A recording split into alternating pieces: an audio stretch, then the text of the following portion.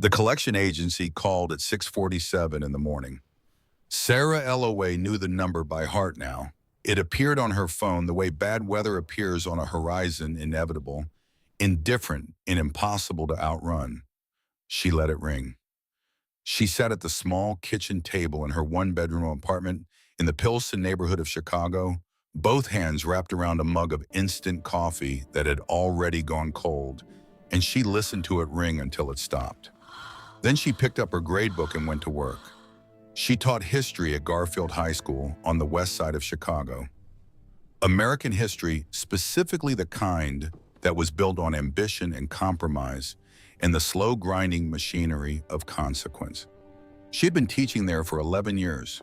She knew every water stain on the ceiling of room 214. She knew which radiator knocked twice before it came on in winter, and which desk in the third row had a broken leg that students kept forgetting about until they shifted their weight and lurched sideways into their neighbors. She knew the school the way you know a place you never intended to stay, but somehow never left. Her students called her Miss Ellaway. Some of the older ones, the seniors who had grown comfortable with her over 4 years, called her Miss E. She was not soft with them. She did not believe in softness as a teaching philosophy. History, she told her classes on the first day of every school year, is not a story about heroes. It is a story about consequences. Every empire that ever fell believed right up until the moment it didn't that it was permanent.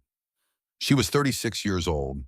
She drove a 2009 Honda Civic with a cracked rear bumper and a heater that worked only intermittently. She owned 4 blazers, 2 pairs of dress shoes, and approximately $9,000 in personal savings, a number that had been shrinking for 14 months ever since her mother's diagnosis and had accelerated sharply in the 4 months since her mother's death. The medical debt was $118,400. The number had a physical weight to it. It pressed against her sternum when she woke up in the morning and sat with her at the kitchen table and followed her to school and home again. She had taken a second job tutoring on weekends. She had sold her laptop and bought a cheaper one. She had not bought new clothes in over a year. None of it made a meaningful dent. Her mother had worked as a seamstress for 31 years. She had no significant life insurance. She had left Sarah a box of photographs, a Singer's sewing machine from 1987, and a debt load that a high school teacher's salary could not absorb in any reasonable timeline. Sarah was not a woman who felt sorry for herself. She had made a quiet peace with the shape of her life, modest, purposeful, largely solitary. But lately, sitting in the dark of her apartment after the collection calls stopped and the city outside went quiet, she allowed herself to acknowledge that the math simply did not work. No matter how she arranged the numbers, they came out wrong. She was not falling behind. She had already fallen. She was simply deciding each morning whether to acknowledge it. On a Tuesday in early October, a letter arrived. Not a bill, not a collection notice.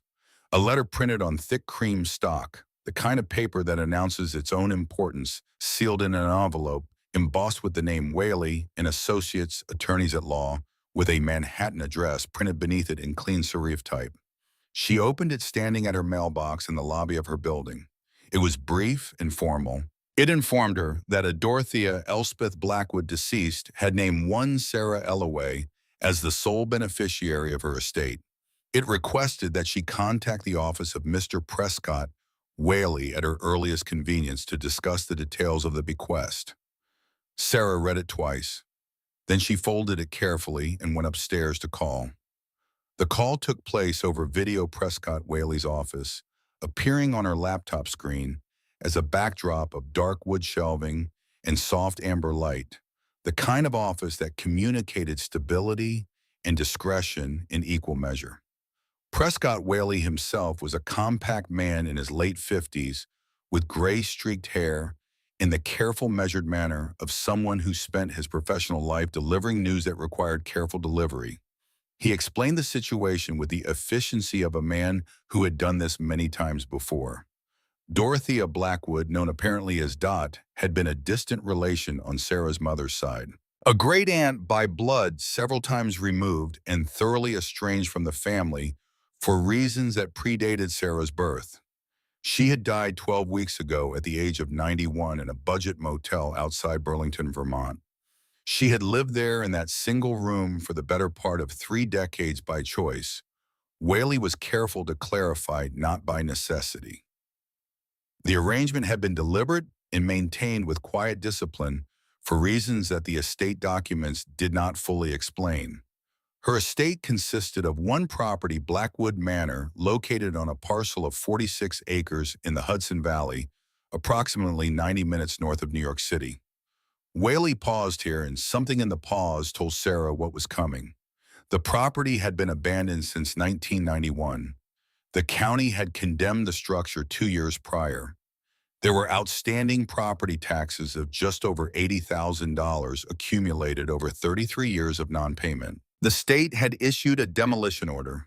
Sarah had 30 days from the date of probate, which had been finalized the previous week, to remove any personal effects from the property before the county seized the land and proceeded with demolition. The silence that followed lasted several seconds. "So it's not an inheritance," Sarah said. "It's a deadline." Whaley allowed himself a brief professional sympathy. "The property itself has no appraised market value in its current condition. There may be personal effects, furniture, documents, collectibles that carry some auction value. That would be at your discretion to investigate." Sarah looked at the embossed letterhead on the paper in front of her. She thought about the $118,400. She thought about the collection agency and the shrinking savings account and the cracked bumper on her Civic. She was about to say no. The word was already forming. Then Whaley cleared his throat and glanced down at the papers on his desk. "There is one additional item," he said. Ms. Blackwood left a handwritten note. It was attached to the will with specific instructions that it be read to the beneficiary during this call. He lifted a small piece of paper. The handwriting, even on camera, was visibly unsteady, the script of someone very old or very deliberate or both. He read it aloud. "The house remembers everything. So should you." Sarah sat with those 6 words for a long moment. She was a historian. She had spent her entire adult life believing that the past was not decoration, that it was evidence, that objects and spaces and the choices people made inside them left traces that could be read if you knew how to look. She said she would come. She packed a duffel bag that evening. Work clothes, old ones, heavy gloves, a high-powered flashlight she had bought 2 years ago for a camping trip she had never taken. She called the school, arranged 4 weeks of substitute coverage, and did not explain herself in detail to anyone because there was no one in her life who required that kind of explanation. She drove east before dawn the following morning. The Hudson Valley received her under a low-gray sky. The leaves had turned fully orange and deep red in the dark gold of old honey, and they hung in dense, radiant curtains on either side of the 2-lane highway as she drove north from the interstate. The GPS took her off the main road onto a county route, and then off that onto a narrower road, and then finally onto a dirt track that wound through a corridor of ancient knotted oaks whose branches met overhead like cathedral vaulting. Blackwood Manor appeared at the end of that track, like something remembered from a dream you weren't sure you'd had. It was enormous. Victorian in architecture, towers and gabled dormers, and a wraparound porch that had partially collapsed under its own weight. The slate roof was missing sections, exposing dark gaps like missing teeth. The windows were boarded over with plywood that had weathered to a deep silver gray. Ivy had colonized the brickwork so thoroughly that the facade looked less like masonry and more like something the earth was in the process of reclaiming. A massive oak front door sat behind a rusted padlock at the top of 3 wide stone steps. The property was completely silent. Sarah sat in her car for a full minute, engine idling, studying the house. She was not by nature a superstitious person. She did not believe in haunting in any supernatural sense. But she understood, standing before the wreckage of this place, that certain kinds of silence were not the absence of sound. They were the presence of accumulated time. Blackwood Manor had been sitting here for 33 years with no one inside it holding whatever it held, in the particular patience of a place that has learned to wait. She got out of the car, cut the padlock with the bolt cutters she'd bought at a hardware store in Poughkeepsie, and went inside. The air hit her immediately, thick and suffocating, layered with the complex smell of a sealed space dry rot and mildew old fabric, in undisturbed dust, and beneath it, something faintly chemical, like the ghost of cleaning products from another decade. The entry hall was massive, its ceiling lost in shadow above her flashlight beam. Furniture crouched under yellowed linen sheets, the shapes of sofas and chairs and side tables barely distinguishable from one another beneath their coverings like figures frozen mid-gesture. She worked methodically. That was how Sarah operated, not by instinct or impulse, but by systematic logic. She started on the ground floor, moving room to room, lifting sheets, pulling open drawers, cataloging what she found.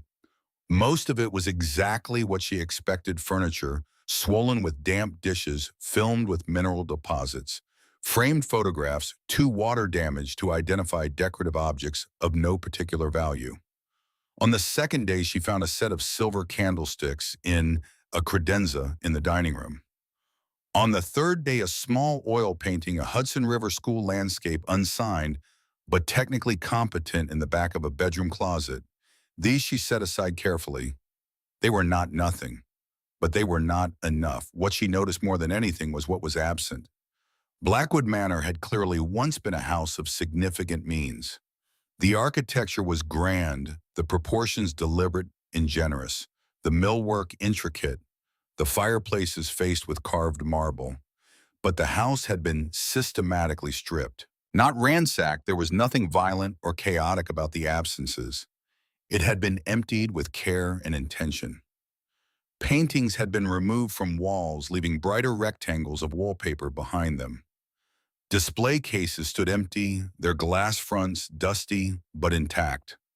Bookshelves on the ground floor held only the ghost shapes of books pressed into the shelf dust but long removed. Someone had sold everything of significant value, deliberately, patiently, over a period of years. The house had not been abandoned, it had been liquidated. On the afternoon of the fourth day, she reached the library on the second floor. The door was stiff in its frame, swollen with decades of humidity. She put her shoulder against it and pushed hard, and it gave with a reluctant groan, swinging inward to reveal a room in a state of dramatic disorder. Books lay scattered across the Persian rug, not stacked or sorted, but spread open and face down, their pages loose, their spines cracked. Torn pages had drifted into corners like fallen leaves. The shelves that lined three walls were only partially full, their remaining contents shoved together with none of the arrangement that books in a working library typically hold. But it was the desk that stopped her. It sat in the center of the room beneath a south-facing window whose boards had partially separated, letting in a thin blade of gray afternoon light. The desk was buried, not in clutter exactly, but in deliberate accumulation, stacked edge-aligned, corner squared. Ledgers, dozens of them, leather-bound, their covers embossed with a simple date range on the spine. Sarah set down her flashlight, angled upward to cast light across the ceiling, and back down. She picked up the top ledger. She expected financial records. Debt logs, perhaps the evidence of whatever collapse Blackwood had supposedly engineered through recklessness or mania or whatever narrative the family had settled on for the woman who had spent 3 decades in a Vermont motel room. What she found was nothing like that. The entries were meticulous. Column after column of itemized purchases recorded in a fine, precise hand, the handwriting of someone trained in an era when penmanship was considered a reflection of character. March 4th, 1985. 4,000 pounds Bessemer steel reinforcement delivery confirmed. Contractor Inland Steel Chicago. April 12, 1985. 2 commercial-grade Caterpillar diesel generators, lead-lined housing, independent exhaust. Contractor paid in full, invoice destroyed per arrangement.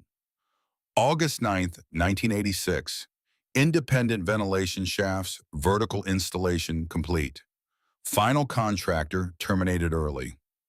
They asked too many questions.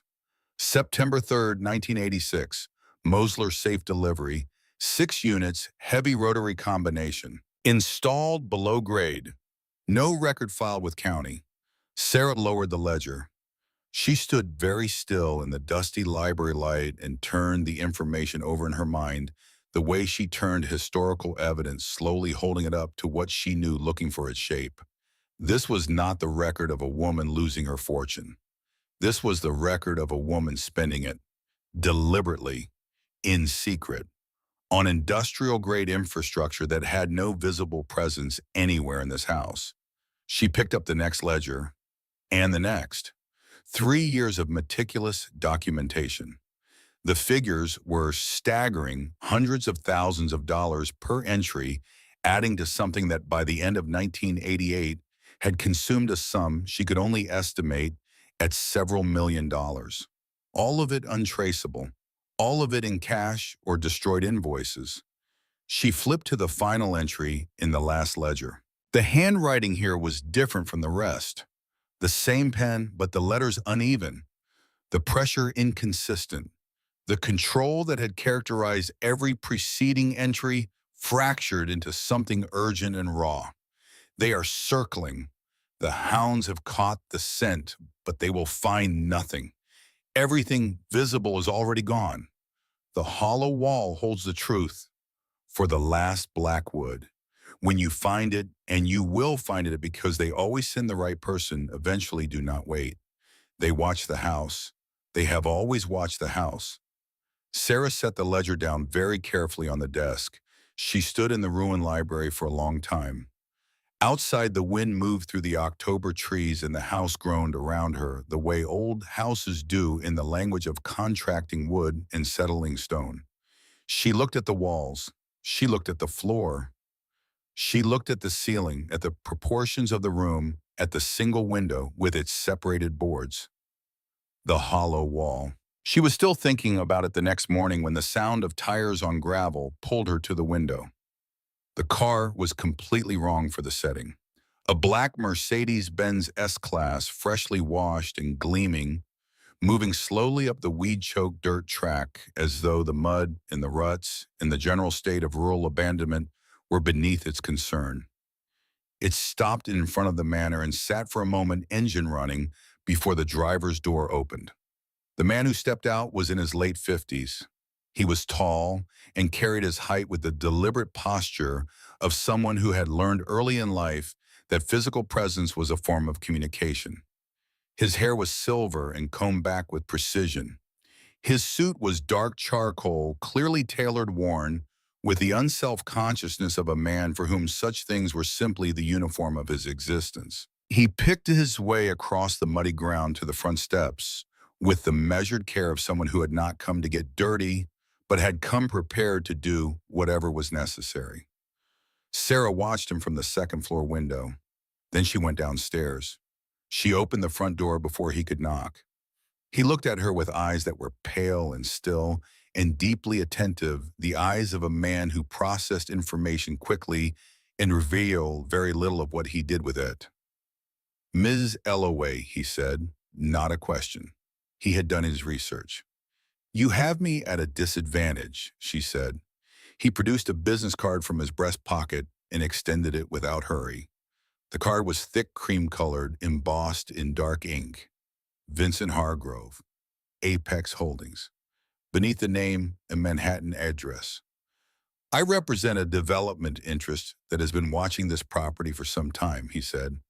"I understand you're in a difficult position with the county. The timeline is short, the back taxes are substantial, and the property in its current condition has no real market value." He let that sit for exactly the right amount of time. "I'm prepared to offer you $200,000 in cash. Today, you sign the deed over to me, the tax obligation transfers to Apex, and you walk away clean. Whatever debt problems you're managing, and I understand there are some, this would resolve them entirely." $200,000. She was aware in that moment of every bill that was outstanding. She was aware of the collection agency's number saved in her phone and the steadily diminishing balance in her savings account, and the 4 weeks of unpaid leave she had just taken from a job that did not pay her enough even when she was present.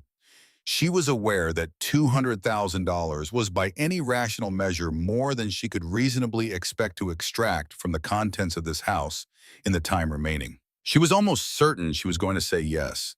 Then Vincent Hargrove made a mistake. It was small, the kind of thing that a less careful observer might not have noticed or might have let pass as inconsequential conversational padding. He was speaking still smoothly, still with the practiced ease of a man accustomed to closing transactions, and he said almost in passing, "Of course, the structure itself is a total loss. The sub-basement flooding in the 90s did catastrophic damage to the foundational integrity. We'll need heavy excavation equipment just to properly assess the demolition requirements."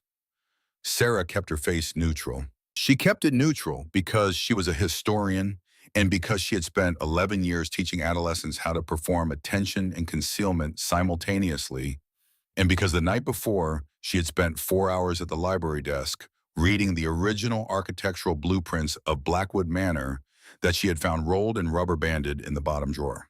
Blackwood Manor did not have a sub-basement. The architectural record was unambiguous on this point.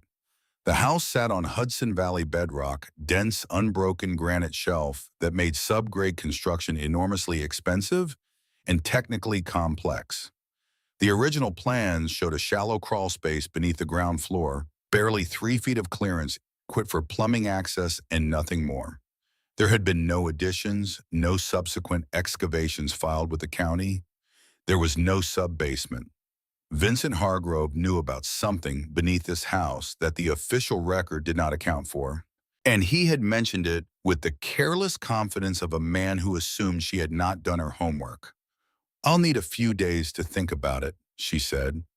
His expression did not change significantly, but something in the quality of his attention shifted, a subtle recalibration barely visible, like a change in barometric pressure.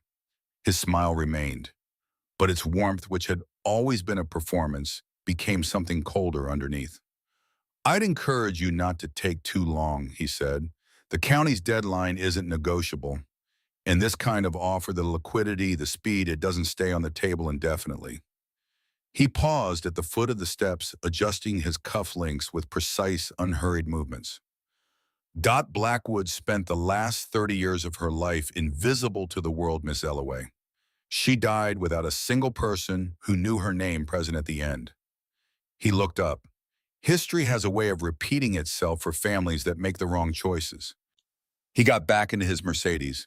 The car moved back down the dirt track with the same unhurried authority it had arrived with and disappeared into the tunnel of autumn oaks. Sarah stood on the porch until the sound of the engine faded completely. She already understood that Vincent Hargrove had not driven up from Manhattan on a Tuesday morning simply because he wanted 46 acres of condemned Hudson Valley real estate. A man like that had lawyers and proxies and junior executives for routine acquisitions. He had come himself because whatever was beneath this house was important enough to manage personally. And he had come with an offer ready, a large one, structured for immediate closure, because he had been watching this property for a long time and had been waiting for exactly this moment when an heir appeared with debts and a deadline and no particular reason to look closely at what she was being asked to surrender. She went back inside and sat at Dot's desk and opened the architectural blueprints again. At some point in the evening, a storm arrived. It came in from the northwest the way Hudson Valley storms typically did in October. Not gradually, but all at once, a full commitment weather event that threw rain horizontally against the boarded windows and made the house shudder and creak and vocalize in ways that a less rational person might have found alarming. Sarah made instant coffee on the camp stove she had brought and sat in the library in the circle of her flashlight beam and did not find it alarming at all. She found the tape measure in her tool bag. She went into the second floor hallway and measured its length from the top of the stairs to the far wall, 45 feet 2 inches. She went into the library and measured its interior length along the north wall, 39 feet 1 inch. She stood very still with the tape measure in her hands. 6 feet 1 inch. 6 feet of space that existed between the north wall of the library and the hallway. Space that did not appear in the architectural plans. Space that was not accounted for by the thickness of the walls, which she had already measured in 2 doorways, and which ran consistently to 9 inches. 6 feet of hidden space inside the bones of this house. She turned and looked at the north wall of the library. It was dominated by a floor-to-ceiling mahogany bookcase, the kind of built-in architectural millwork that was constructed as part of the house itself, its frame integrated into the wall, framing its pilasters, running from baseboard to crown molding.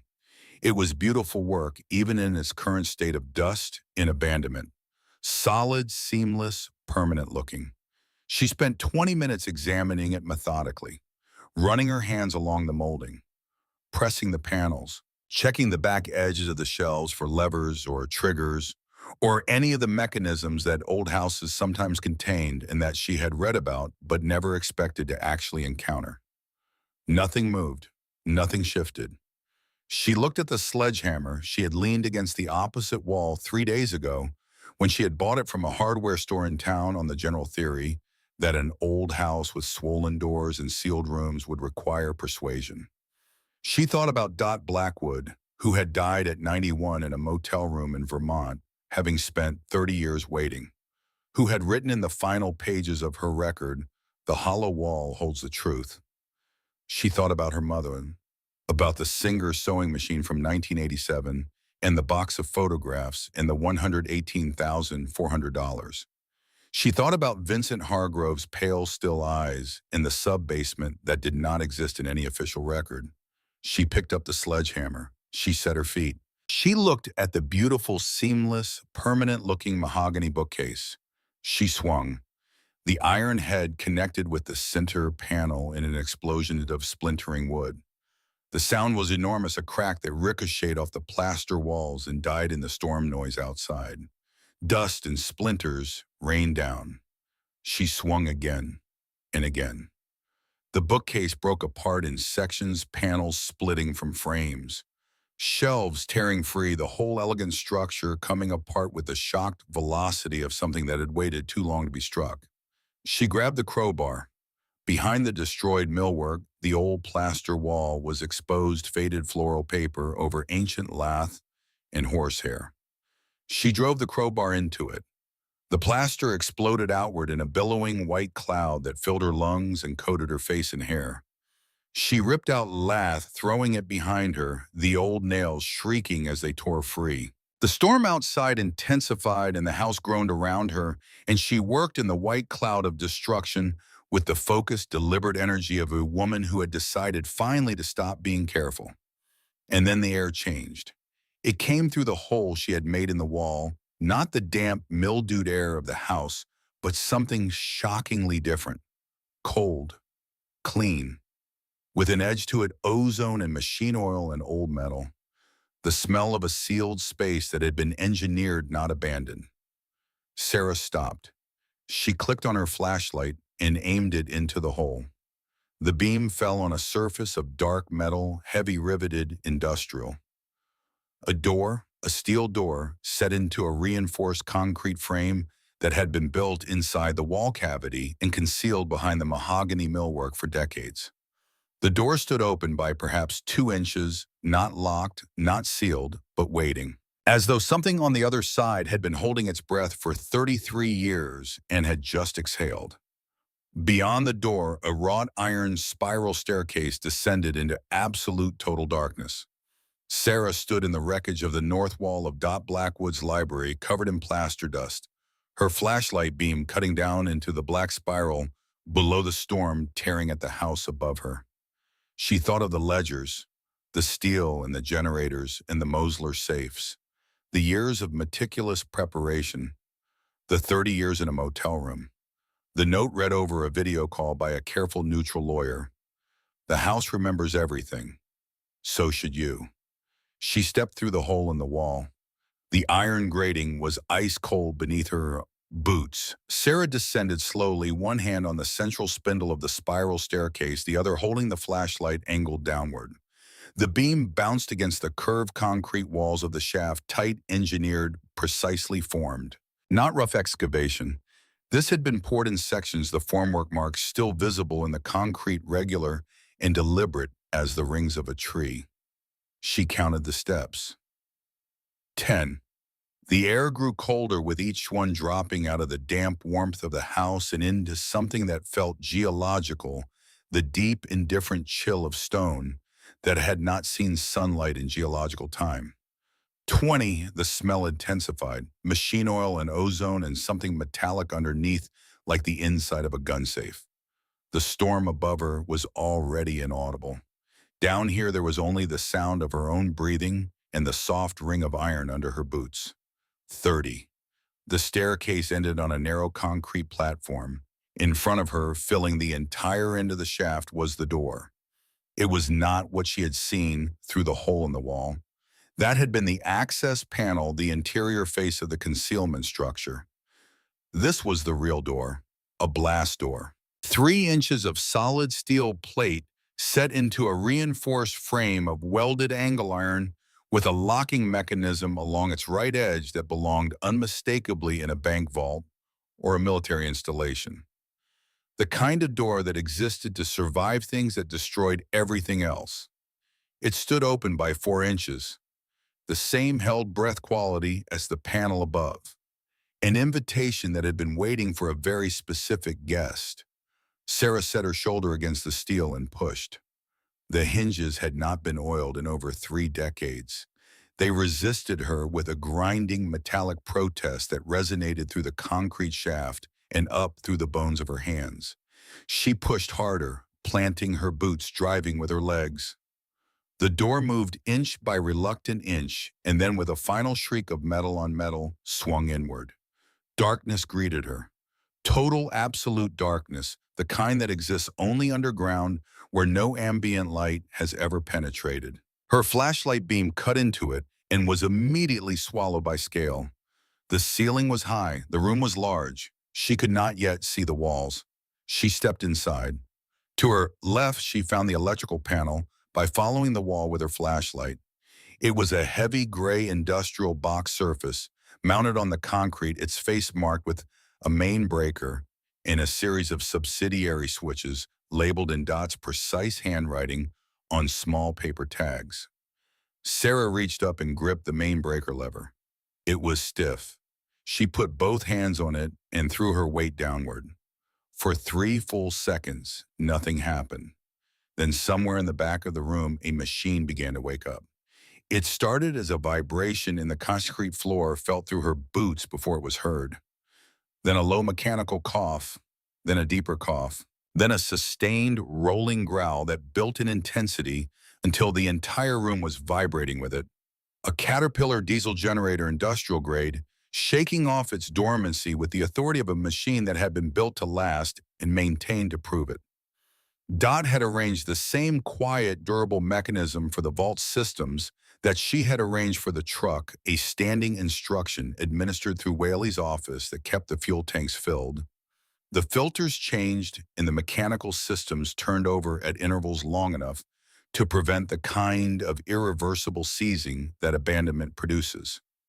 The exhaust pipes in the ceiling carried the fumes up and away through systems engineered to vent somewhere on the property's surface, invisible and untraceable. The fluorescent tubes came on in rows. They flickered, first stuttering uncertain, and then steadied 1 row at a time from the back of the room to the front, until the space was filled with the flat, clinical, white light of a room that had been designed for function rather than comfort. Sarah lowered her flashlight. She was standing in a chamber approximately 60 feet long and 40 feet wide, its walls poured concrete reinforced with riveted steel plate, its ceiling 12 feet above the polished concrete floor. The air was cold and perfectly dry, the ventilation system still running, still conditioning, still doing exactly what it had been engineered to do. There was no dust, no mildew, no damp.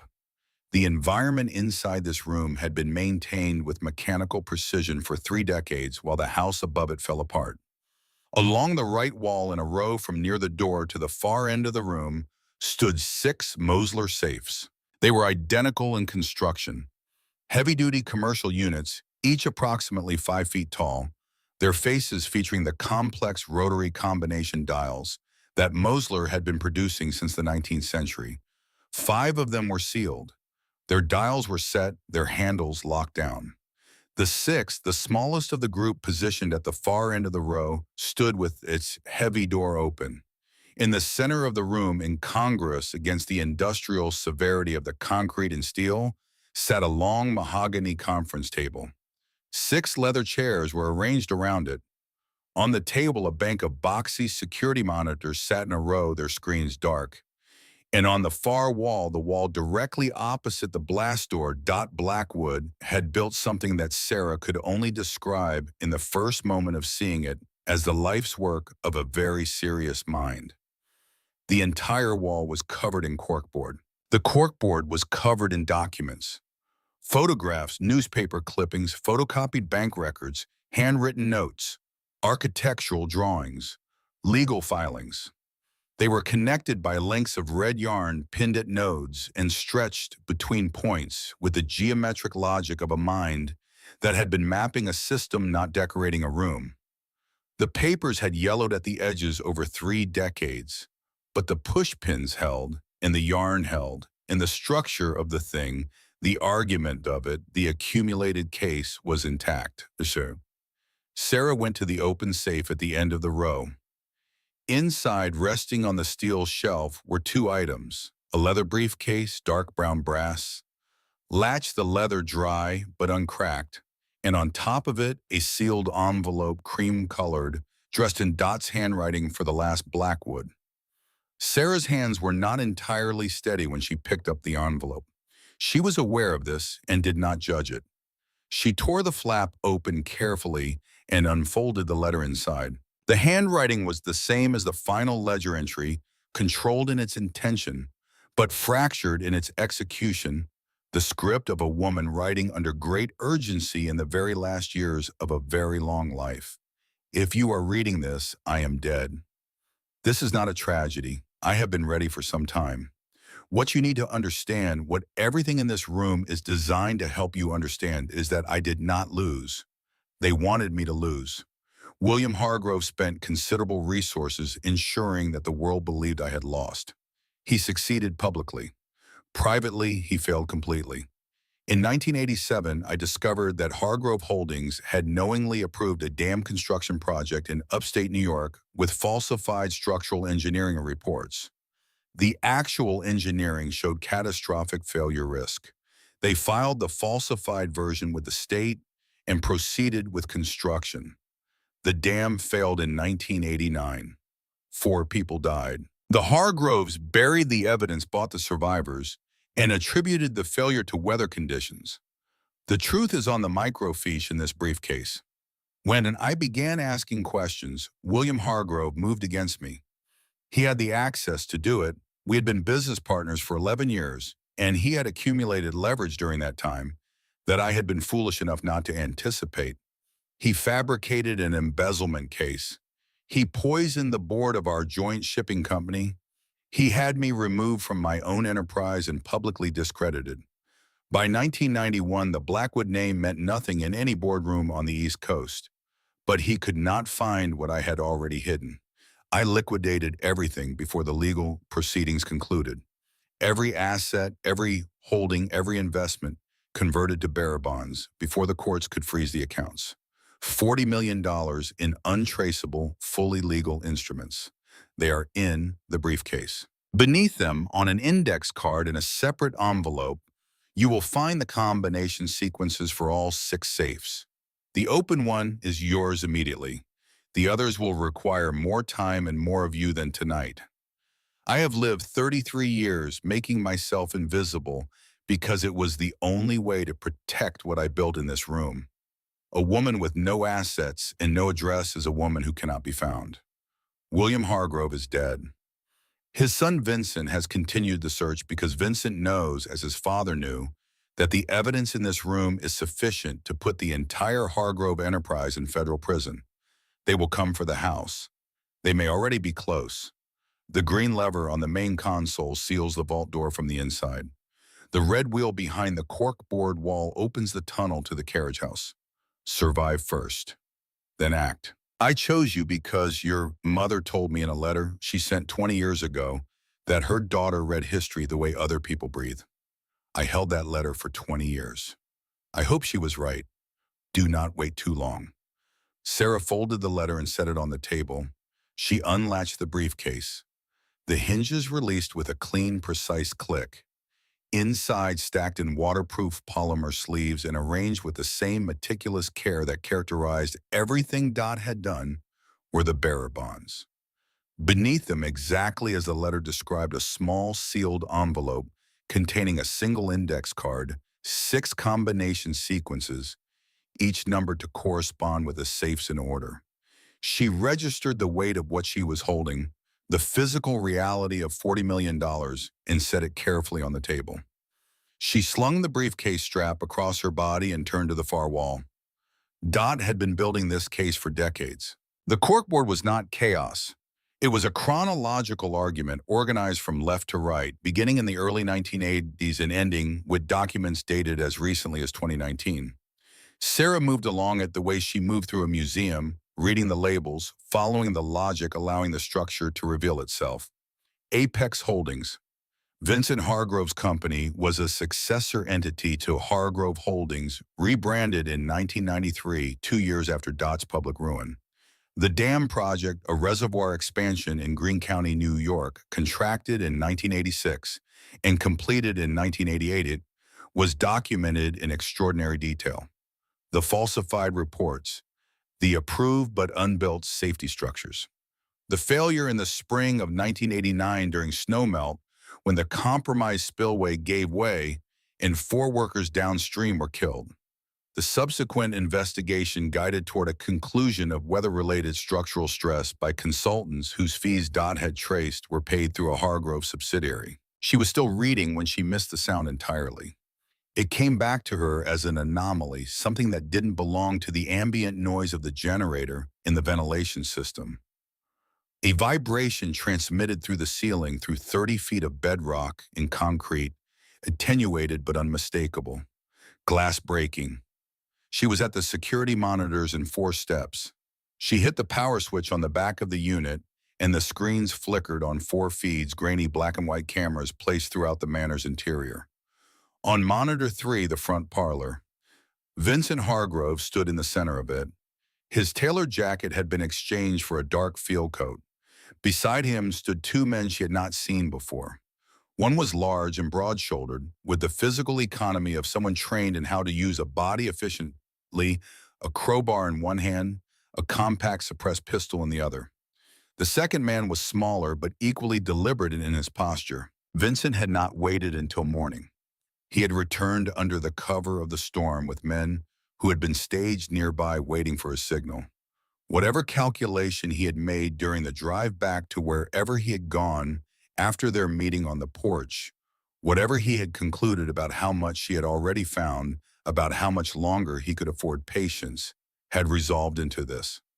Vincent spoke to his men with the brevity of someone issuing operational instructions he had rehearsed. The large man, Mace, turned toward the staircase. On monitor 4, the second-floor hallway. Mace moved with a professional quietness that was more alarming than noise would have been. He checked rooms methodically. He reached the library. He stopped. Even on the grainy monitor, she could see the quality of his stillness change. He was standing in front of the destroyed north wall, the wreckage of the bookcase, the hole in the plaster, the exposed concrete shaft. His flashlight moved over it slowly. He turned and called back down the hallway. Vincent appeared in the doorway within 30 seconds. He looked at the hole in the wall. He looked at the spiral staircase descending into the shaft.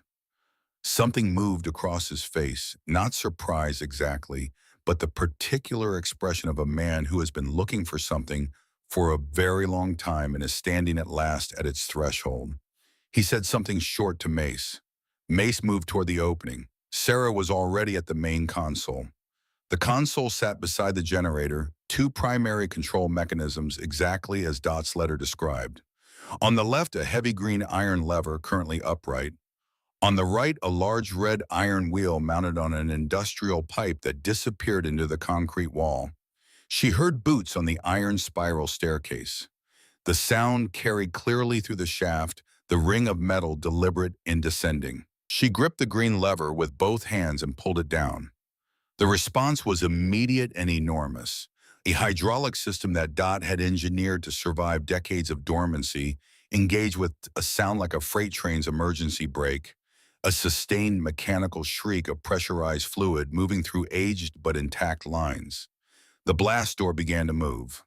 On the platform at the bottom of the shaft, Mace realized what was happening. She could hear him shouting upward, boots hammering on iron. Then a flat crack she felt in her chest before she processed it as a gunshot. Then another. The bullets hit the moving steel door and ricocheted with a high singing whine sparking against the concrete. Sarah was already behind the mahogany table, both arms over her head. The blast door reached its closed position. The sound it made was geological. A compression of air, a concussion of steel against steel, a vibration that moved through the concrete floor and up through her bones and settled into the room like the last note of something immense. The deadbolts engaged automatically, 6 of them in sequence, each one a heavy mechanical impact that felt like a period at the end of a sentence. Silence. Sarah lay on the cold concrete floor and listened to it. From somewhere above, distant attenuated, transmitted through steel and stone, she could hear muffled impacts against the outside of the blast door. Shouting. The sounds of men who had just realized that the trap they came to spring had been waiting specifically for them. She got to her feet. She was not shaking. She registered this with some distant part of her awareness and filed it away. She was cold. Her heart was going very fast, and she was 50 feet underground in a sealed concrete vault with no exit except the one she had just closed. She was not shaking because there was no point in shaking. There was only the next thing to do. She went to the corkboard wall. Behind it, built seamlessly into the concrete, visible only if you knew to look, was the industrial pipe with the red iron wheel. Large, perhaps 18 inches in diameter, mounted on a threaded valve assembly. The iron was reddish with surface rust, but the underlying metal was sound. She gripped it with both hands. It did not move.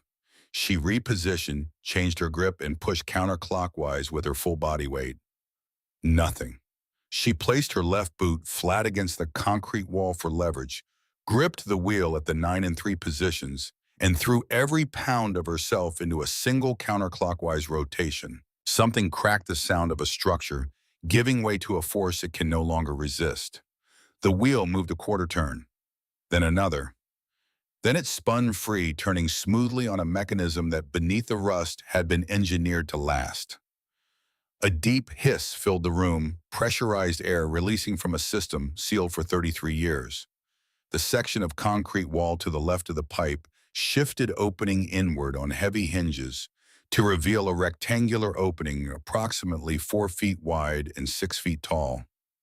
Beyond it, darkness, and the smell of earth and stone and damp wood, cold and close and old.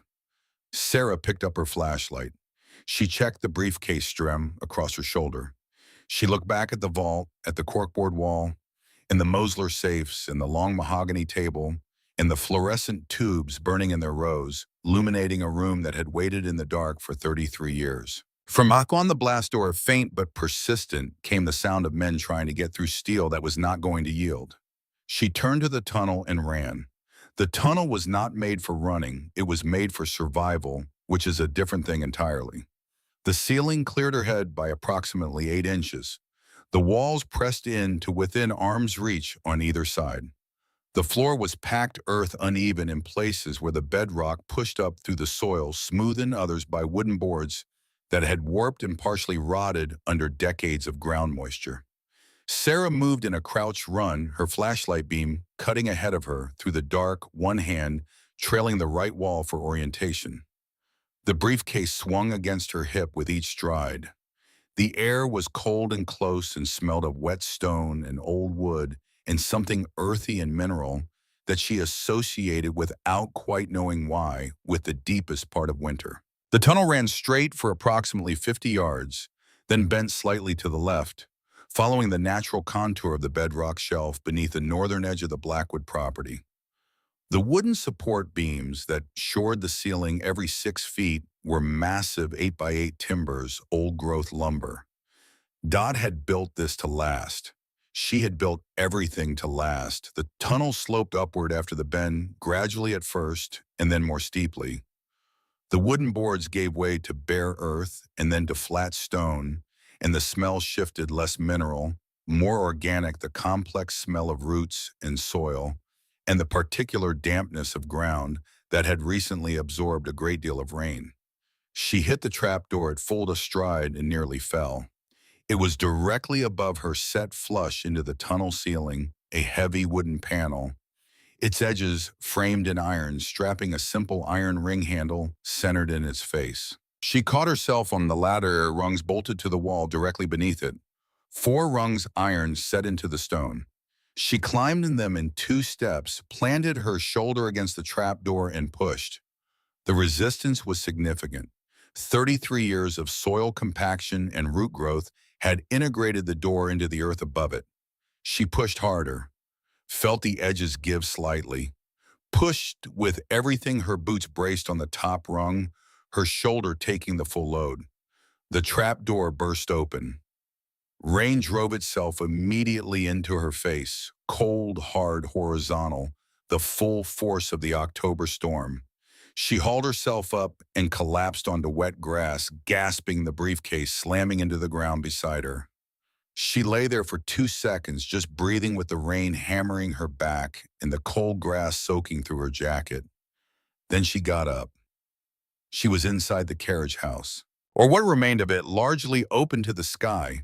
Its roof collapsed in sections, the whole thing overgrown with bramble and secondary growth vegetation. In the far end, partially obscured by a section of intact wall, she could see the shape of a vehicle under a tarpaulin. She crossed the carriage house and pulled the canvas back. A Ford F-100 pickup truck. 1971, from the body lines, the clean, squared-off profile of that generation, the chrome grille work, the round headlight housings. Dark green beneath the dust in the years. Its tires were properly inflated. Its surfaces showed the regular attention of a vehicle maintained in storage, not simply left to deteriorate. Dot had arranged it through the same quiet mechanism that kept the vault systems running, a standing instruction administered through Whaley's office, maintained for as long as it took. She reached through the open driver's window. The keys were there. She went around to the front, worked the rusted iron bar free from its brackets, and pushed the carriage house doors open. Rain and darkness, and the smell of wet oaks. She got in the truck. The seat was firm beneath her old bench upholstery, cracked at the seams, but sound. The fuel gauge needle swung to full when she turned the key to accessory. She turned the key to start. The engine turned over a long, grinding compression. She released before the starter could overheat. Waited. Turned again. The engine caught on the third attempt with a sound like something enormous waking up, a deep, raw, mechanical bark that settled into a rough idle and then steadied the carburetor, finding its mixture, the engine warming into its rhythm. She put it in gear and drove through the carriage house doors without slowing wing mirrors, clearing the frames by inches, and out into the storm-flooded grounds of Blackwood Manor. She did not look back. She found the county road and turned south. The storm moved with her for the first hour, rain hammering the cab roof in waves. The old truck's heater produced warmth without negotiation, and within 15 minutes she could feel her hands properly again on the large, thin-rimmed steering wheel. She drove through sleeping river towns and onto the interstate and south toward the city, and somewhere near Yonkers, the rain stopped and the clouds broke, and the sky above the Hudson was deep and clear and full of stars. The George Washington Bridge appeared on the horizon as a suspended arc of light. Below it, the river was black and silver. The city beyond it was relentless and fully illuminated, indifferent to the hour, indifferent to everything except its own continuous presence.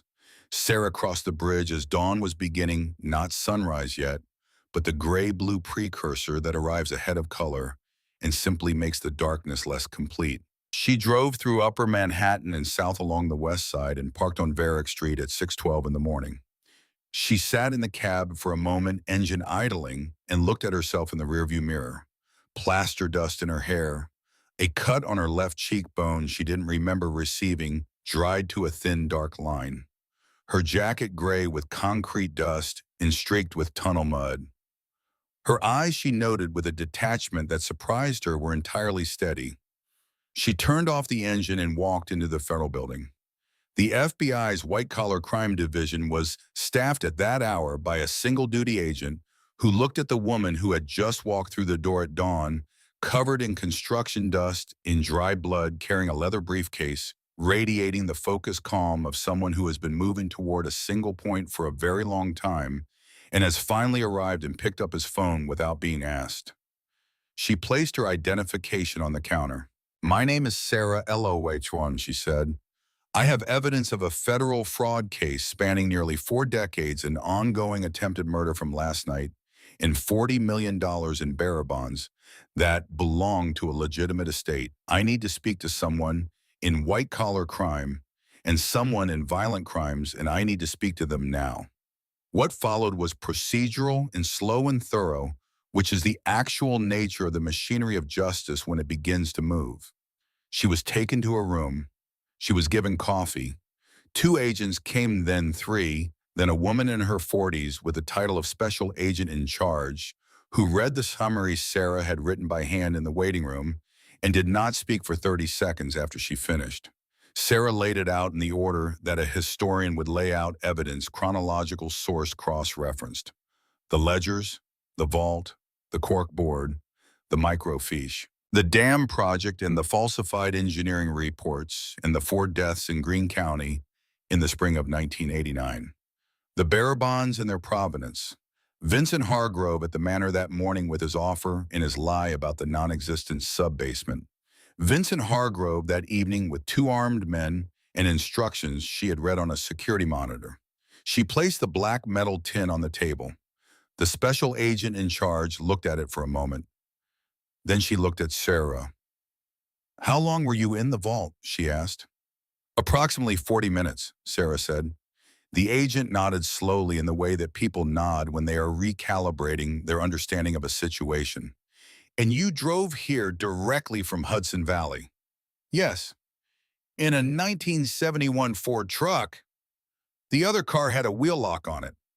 Something in the agent's expression shifted, not unprofessional, not dramatic, but unmistakably human. "Ms. Ellaway," she said, "if this documentation is what you're describing, you have just handed us a case that 3 separate field offices have been trying to build for the better part of a decade." The warrants were issued within 18 hours. Sarah was in a hotel room in Midtown, paid for by the Bureau, pending formal processing of the estate when her phone showed her the first news alert. She was sitting on the edge of the bed, clean for the first time in days, with a cup of real coffee and the particular weightless feeling of a person who has been running very hard and has only just been permitted to stop. The alert read, "Apex Holdings raided by federal agents, CEO Vincent Hargrove among those detained." The subsequent 48 hours produced a cascade of news that she followed with the detached attention of a historian watching events settle into their permanent record. Federal agents had executed simultaneous search warrants at the Apex Holdings headquarters in Manhattan, at a secondary office in Greenwich, and at 3 residential properties connected to Hargrove principals. Servers seized, executives detained.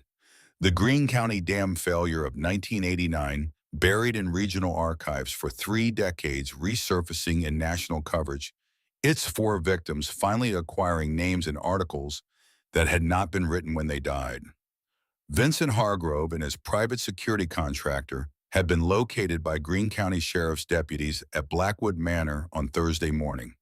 They were found in the stairwell between the second-floor library and the vault access point, having spent approximately 7 hours attempting to breach a blast door that had been specifically engineered to survive that kind of attempt. They were cold, dehydrated, and vocal in their demands for legal representation. They were charged with criminal conspiracy, attempted murder, racketeering, and a preliminary count of federal fraud that the U.S. Attorney's Office indicated would expand significantly as the microfiche evidence was processed. Prescott Whaley called on Friday afternoon. The bearer bonds, he said with the careful precision of a lawyer organizing his words. The liquidation process handled correctly will be entirely straightforward. The instruments are legal, the provenance is clean, and the estate documentation is in order. The net figure will be, a pause, unambiguous, Ms. Ellaway. She told him she would come to the office on Monday. She paid off her mother's medical debt on a Tuesday afternoon, sitting at her kitchen table in Chicago with her laptop open and the account numbers in front of her. She had been carrying $118,400 for 14 months, not just as a number, but as a weight. A presence, the daily arithmetic of a grief that had been converted into obligation before she had finished grieving. She transferred the funds in a single transaction and sat very still in the silence that followed. She thought about her mother's hands on the Singer sewing machine. She thought about the ball of photographs in the 31 years of seamstress work and the particular stubbornness of a woman who had raised a daughter alone and called it simply the way things were. She thought about what it meant to discharge a debt that was also a memory, and she allowed herself to feel the full weight of both the relief and the loss arriving together as they always do. Then she deleted the collection agency's number from her phone. She wrote her resignation letter to Garfield High School that evening.